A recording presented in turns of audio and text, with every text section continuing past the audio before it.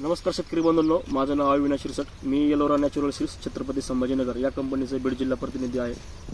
तर शेतकरी बंधूंनो, आज आपण बेलगाव या तालुका गेवरा या ठिकाणी आपण कांदा पाहणीसाठी आलेलो आहोत.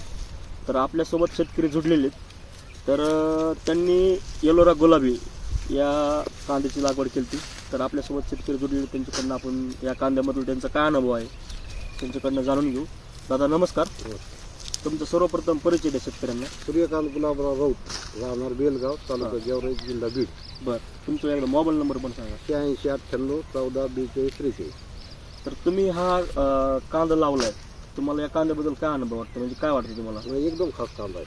हां, त्याची क्वालिटी कशी आहे? एकदम गुलाबी कलरचा कांदा आहे आणि भरपूर मोठा आहे. पद्धती साईज पण चांगली. हो, साईज पण चांगली. तुम्ही जेव्हा लागवड केला त्यावेळेस तुम्हाला जर्मिनेशनला काय वाटलं? तुम्हाला जर्मिनेशन कसं आहे कांद्याचं?